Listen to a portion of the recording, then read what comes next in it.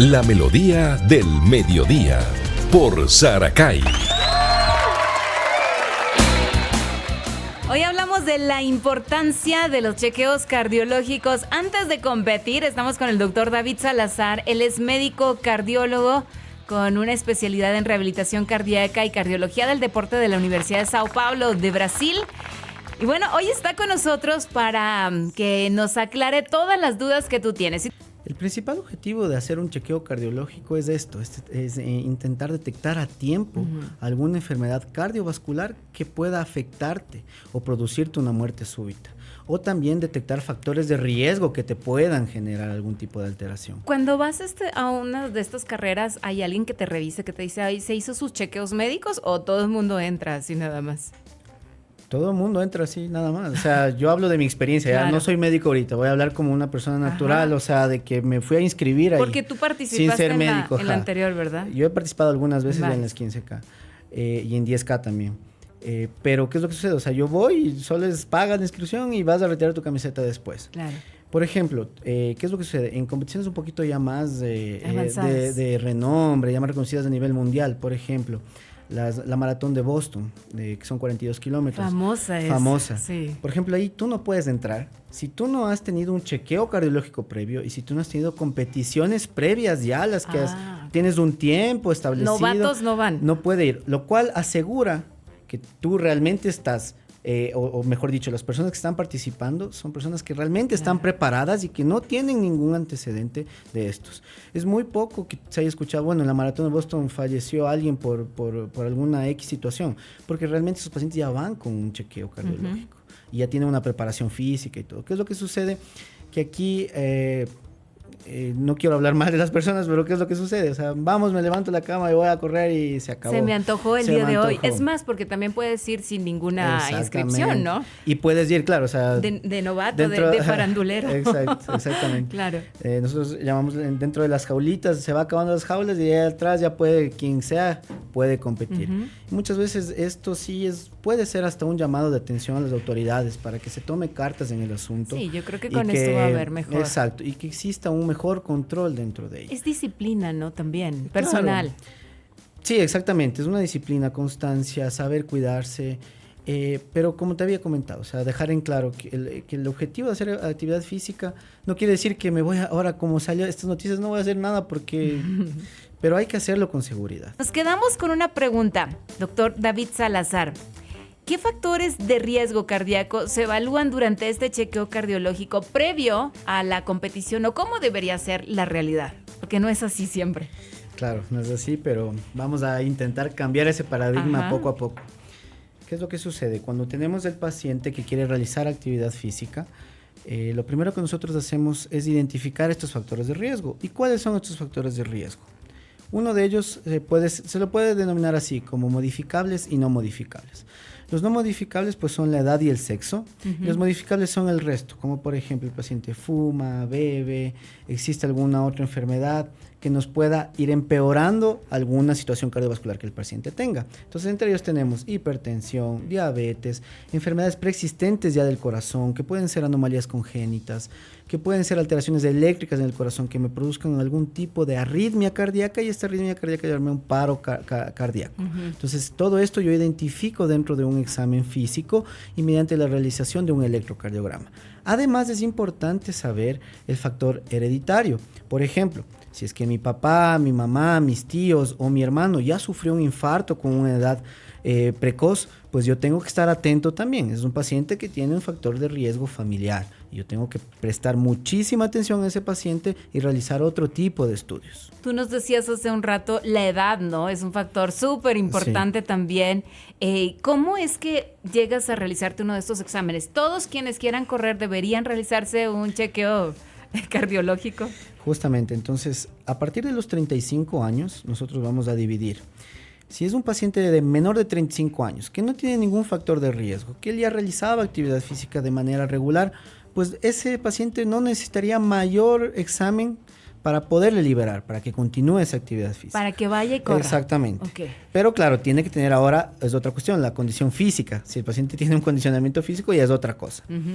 Ahora, si es un paciente mayor de 35 años, en el cual él dice, bueno, doctor, voy a correr las 10K, pero quiero correrla por darle un ejemplo, en 55 minutos, que es un ritmo ya un poco más apretado, ¿no es cierto? ¿Cuánto se tarda más o menos, por cierto? Lo que pasa es que depende mucho del ritmo del paciente, o sea, se conoce como pace. Entonces, un buen pace, así, un buen ritmo, estamos hablando de 5 a 6 minutos del kilómetro, que es un ritmo tolerable para alguien que hace actividad física, o sea, pero hay menos de eso. 45 a 50 minutos más o menos. Exactamente. Ajá. Entonces esto es importante. En esos pacientes que ya sabes que su actividad cardíaca, o sea, su frecuencia cardíaca va a subir más allá de niveles que no son los normales, que puede subir hasta más del 90%, que lo que los espera para su edad, tú le dices, ok, tú tienes estas situaciones y tengo que investigarte si tú tienes alteraciones en las arterias del corazón. O sea, si existe taponamiento con alguna placa de grasa. Para ello yo realizo un estudio que se llama test ergométrico, además de la evaluación que previamente había comentado. Entonces, en el test ergométrico yo trato de reproducir los síntomas y ver el comportamiento que tiene la presión y la frecuencia cardíaca. Sobre todo, el principal objetivo del test ergométrico, la prueba de esfuerzo que la mayoría lo conoce, que se hace en una banda, es descartar isquemia en el corazón. ¿Y qué es de isquemia del corazón? Cuando existe un cierto grado de obstrucción en las arterias. Cuando se tapa. Exactamente. No necesariamente tiene que estar completamente tapado, pero sí existe un cierto grado de obstrucción, entre un 70% a más. Entonces, de ahí yo ya puedo ver si existe. Durante el examen me dice, doctor, me está doliendo el pecho. Y yo ya puedo ver esas alteraciones dentro del electrocardiograma durante la prueba de esfuerzo. Ahora, ¿cuáles son los principales trastornos cardíacos que podrían detectarse mediante este chequeo cardiológico y cómo pueden afectar este rendimiento deportivo del cual estamos hablando el día de hoy? Entonces, mi objetivo principal va a ser descartar que existan arterias tapadas o con un grado de obstrucción en las arterias del corazón. Si yo determino que existe, claramente el mayor riesgo que yo tengo es que esta placa se rompa, obstruya y produzca un infarto. Y este infarto posteriormente me lleve a una arritmia, como les había comentado anteriormente, fibrilación, y me pueda a mí ahí llevar a una parada cardiorrespiratoria. Y si no soy asistido, pues... ¿En cuánto tiempo uno? Yo sé que esto tiene que ser rapidísimo, ¿no? Esta atención. Es que es muy así. Puede haber síntomas que vienen en ese momento, como no pueden haber síntomas. Generalmente, ¿qué es lo que sucede? En una muerte súbita no te avisa los síntomas, o a veces es como su nombre lo dice, repentino, súbito. Así como esta chicharra, repentina. Es repentino, no súbito, nadie te avisa. O se produce en la muerte antes de la hora o de los 30 minutos del aparecimiento de los síntomas. 30 minutos. Exactamente, es muy poco. Entonces ni siquiera se sabe cuál fue la causa. Entonces, si yo soy una persona que no me he hecho un chequeo y ya, por A o B fui a correr, si yo ya siento algo, yo ya siento mucha falta de aire, si yo ya siento dolor en el pecho, no me debo sobreexigir. Nosotros tenemos una fórmula que lo que hace es calcular 220 menos la edad.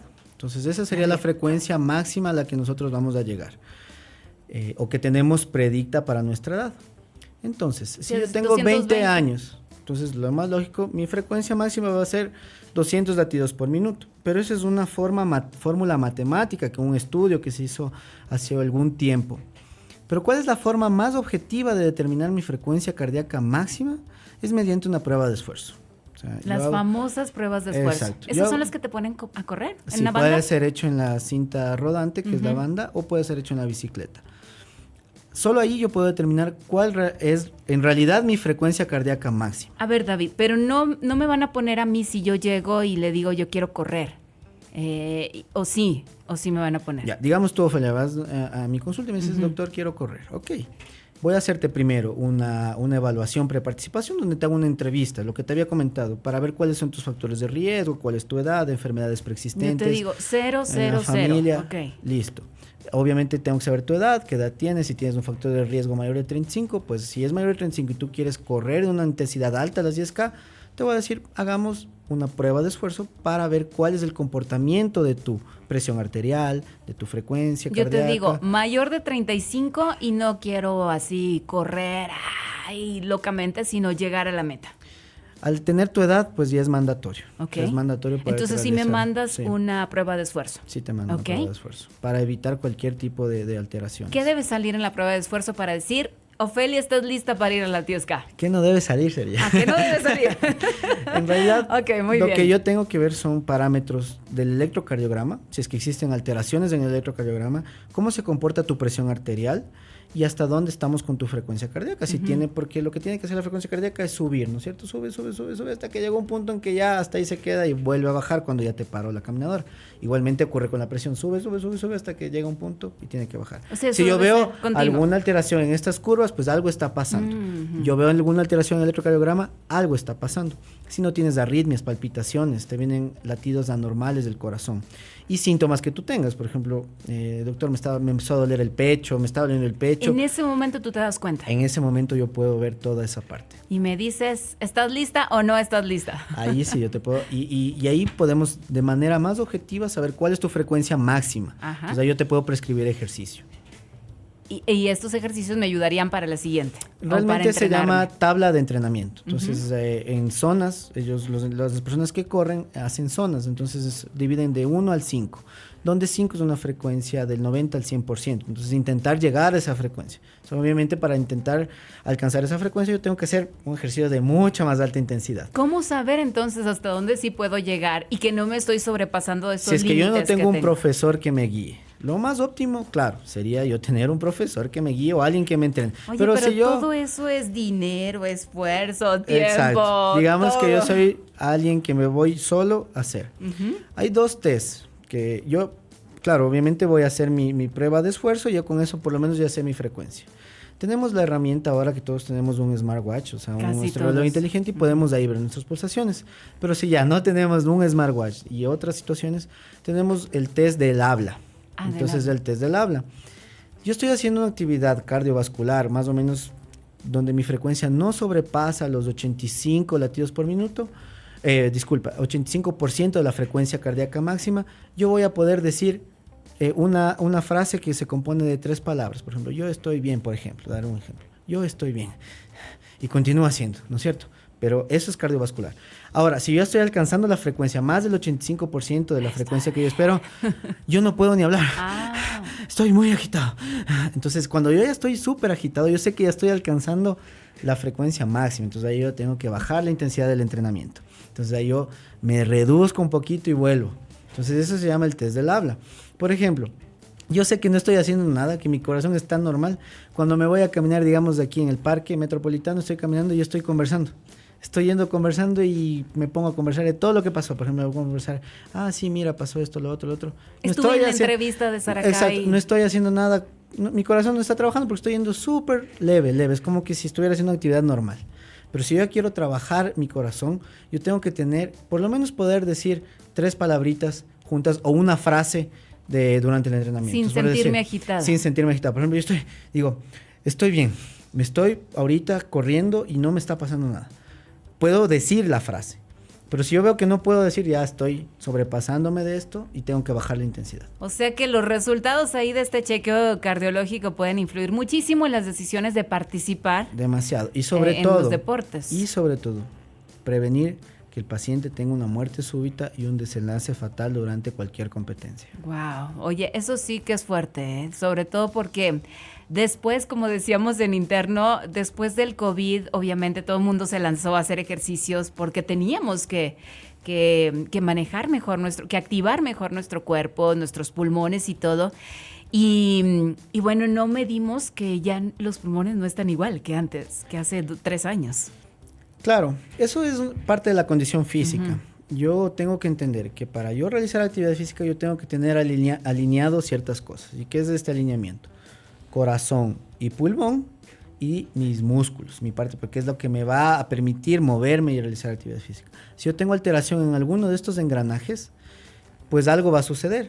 Me faltaba una parte de esto, que es la nutrición también. Entonces tengo que tener una nutrición adecuada, pulmón, corazón óptimos y musculatura preparada para el ejercicio que voy a hacer. Sabes que te falta, Doc, las emociones, porque también juegan un papel importantísimo. También las emociones. Ahí entramos en el corazón también. Sí. Entonces, en conclusión, yo creo que estos chequeos cardiológicos antes de competir son una herramienta poderosísima que pueden marcar una gran diferencia entre el éxito y el no. Exactamente. Y el no, para no decirlo de otra manera, sí, ¿no? Sí. Y lo no, y toda la adversidad que puede pasar en este mundo deportivo. Sí. Sí, exactamente.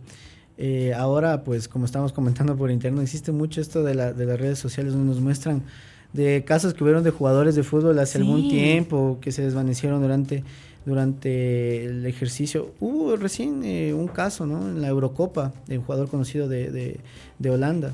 No era de Holanda, era Eriksen, que me parece que es de ahí. Y él falleció, o sea, tuvo un desvanecimiento, falleció y le lograron resucitar durante en el campo de juego. Entonces, todo esto se puede llegar a prevenir, todo esto es prevenible. O sea, el objetivo importante es decirle a la gente que esto se puede prevenir. Y llegando a tiempo a un chequeo cardiológico con su médico de confianza, explicándole cuáles son mis objetivos que yo quiero cumplir. David, ¿dónde te encontramos? ¿Cómo nos contactamos contigo? Ok. Rápidamente. Nosotros somos de Ecuacor, estamos ubicados en la calle Alemania N30, 184 y Vancouver. Para citas médicas nos pueden contactar al celular 09 59 56 08 12 o al teléfono fijo 022 54 26 32. También en redes sociales @Ecuacor. Muchísimas gracias, David. Un gran abrazo y nosotros seguimos aquí con más en Saracay. Gracias, doctor.